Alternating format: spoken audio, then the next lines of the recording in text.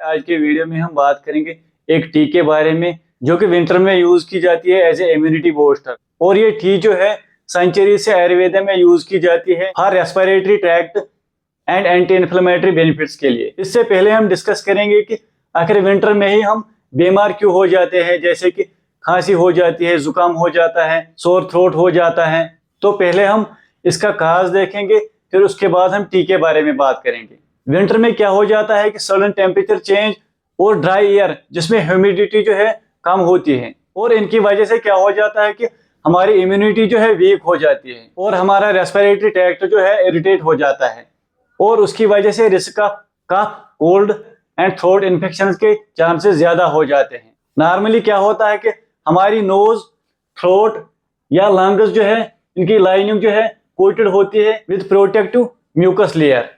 इस म्यूकस के अंदर वायरसेस, बैक्टीरिया, डस्ट पार्टिकल्स या पोल्यूटेंट जो है ट्रैप होते हैं। अब विंटर में क्या होता है कि ड्राई एयर हमारी इस म्यूकस लेयर में से मॉइस्चर निकाल देता है, तो उससे क्या हो जाता है कि म्यूकस थिक और स्टिकी हो जाता है।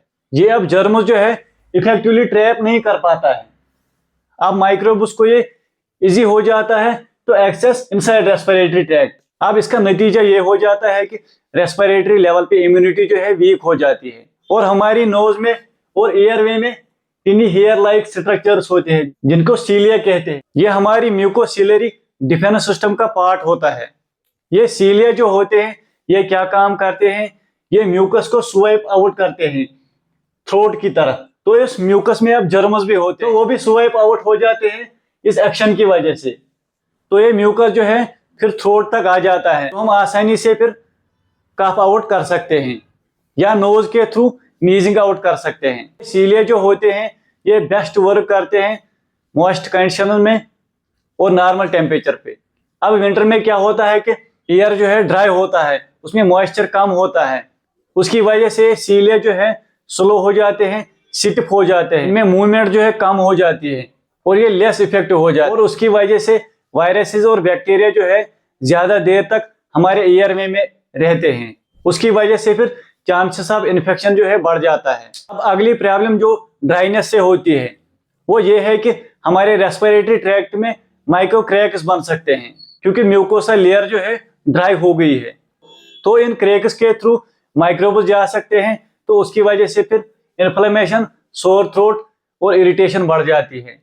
कुछ वायरसेस जैसे कि इन्फ्लुएंजा या राइनो वायरस जो है ज्यादा ग्रोथ करते हैं ड्राई और कोल्ड कंडीशन में, और इन कंडीशंस की वजह से ये ज्यादा स्टेबल बन जाते हैं और ज्यादा टाइम तक ये एयरबॉर्न भी रहते हैं। तो विंटर में सूखी हवा जो है हेल्प करती है वायरसेस को ज्यादा देर तक जिंदा रहने की और इन्फेक्शन को बढ़ाने में। और स्टडी से ये पता चला है कि सर्द और सूखी हवा से क्या हो जाता है कि हमारे नाक में जो इनेट इम्यूनिटी के सेल्स होते हैं उनकी एक्टिविटी जो है कम हो जाती है। इम्यून सेल्स जैसे कि न्यूट्रोफिल्स जो होते हैं ये एक तरह के WBCs होते हैं जो कि पहले बैक्टीरिया को खाती है, उसके बाद एंजाइमेटिक एक्शन उसको डिस्ट्रॉय करती है।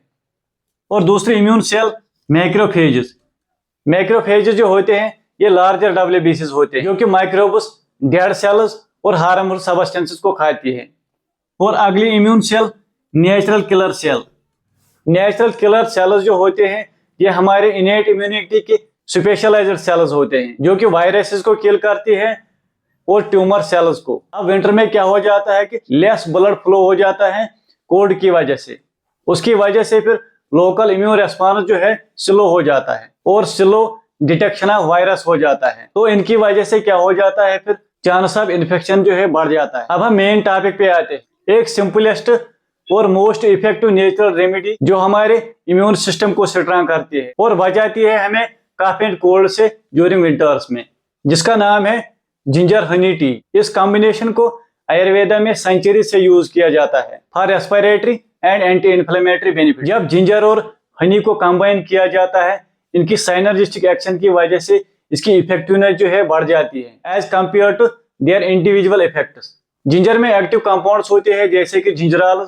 Specially six जिंजराल। ये फिनोलिक कंपाउंड्स होते हैं जो कि powerful antioxidant, anti inflammatory substances होते हैं। ये प्रो इन्फ्लेमेटरी सब्सटेंसेस की प्रोडक्शन को कम करते हैं जैसे कि इंटरलूकिन 1 बी, इंटरलूकिन 6 या ट्यूमर नेक्रोसिस फैक्टर अल्फा सिकिस जिंजराल जो होता है इसके पास एंटीवायरल प्रॉपर्टी भी होती है, जो कि वायरसेस के अगेंस्ट काम करता है, जो कि पोटेंशियली प्रिवेंट करता है राइनो वायरसेस को या कॉमन कोल्ड को नेजल पैसेज के साथ अटैच होने से रोकता है और बचाता है इन्फेक्शन होने से। अगर एक्टिव कंपाउंड्स भी होते हैं जैसे कि शोगा आल, स्पेशली सिकिस शोगा आल, ये ड्राइड जिंजर या फ्रेश जिंजर को हीट करने से बनते हैं। शोगा आल जो होते हैं ये जाने जाते हैं for their anti inflammatory and pain relieving effects के लिए। ये बॉडी पेन को कम करते हैं, जो कि हेल्प करता है बॉडी एचेस या हेडेक के दौरान, जो कि एसोसिएटेड होता है कोल्ड सिम्टम्स के साथ।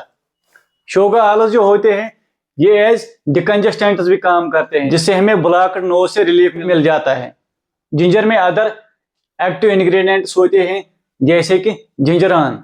जिंजरान जो होता है ये एक फेनोलिक कंपाउंड होता है, जो कि स्ट्रॉन्ग एंटीऑक्सीडेंट होता है और ये एक एंटीटेसिव भी होता है या कफ सप्रेसेंट, जो कि सूखी खांसी या ड्राई कफ को ठीक करने में लगता है। जिंजर में टर्पीन्स भी होते हैं जैसे कि जिंजबेरिन, और जिनके पास एंटीसेप्टिक और एक्सपेक्टोरेंट प्रॉपर्टीज होती है, जो कि हमारी एयरवे में म्यूकस को लूज कर और उसकी वजह से फिर म्यूकस कफ आउट करना आसान हो जाता है। और म्यूकस जब क्लियर हो जाता है एयरवे से तो उसकी वजह से चेस्ट कंजक्शन जो है ठीक हो जाती है। अब हम हनी के प्रॉपर्टीज देखेंगे। रॉ अनप्रोसेस्ड हनी जो होता है ये कॉम्प्लेक्स सब्सटेंस होता है जिसमें 200 से ज्यादा कंपाउंड्स होते हैं। रॉ हनी में एक्टिव कंपाउंड्स होते हैं जैसे कि हाइड्रोजन पेरोक्साइड।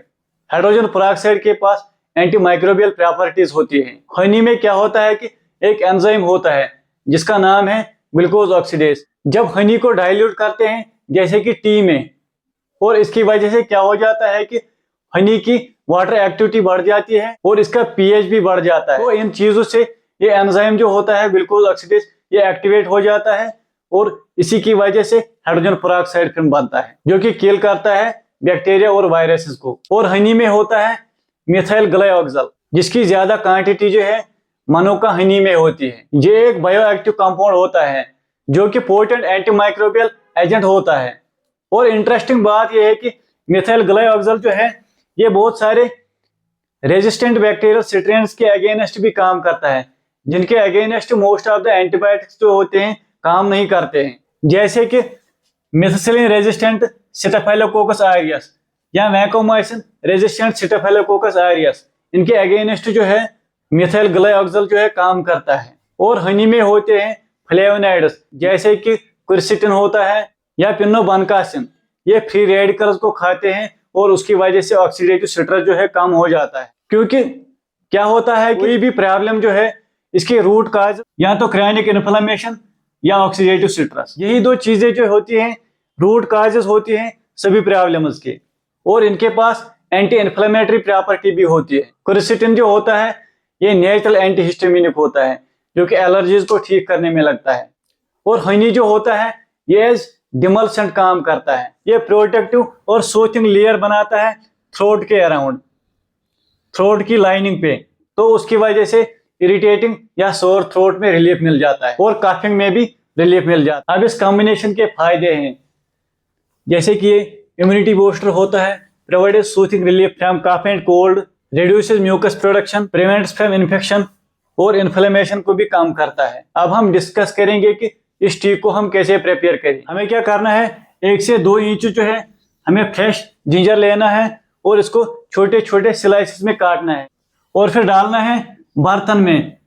उसमें हमें 2 कप पानी भी डालना है और फिर स्टोव पे रखना है और इसको बॉयल करना है। जो ही ये बॉयल होना स्टार्ट हो जाएगा इसकी हीट हम कम करेंगे और इसको लो हीट पे रखेंगे 10 से 15 मिनट तक। इसके बाद हमें इसको स्ट्रेन करना है और एक कप में डालना है और हमें तब तक वेट करना है जब तक ये ल्यूक वार्म हो जाए।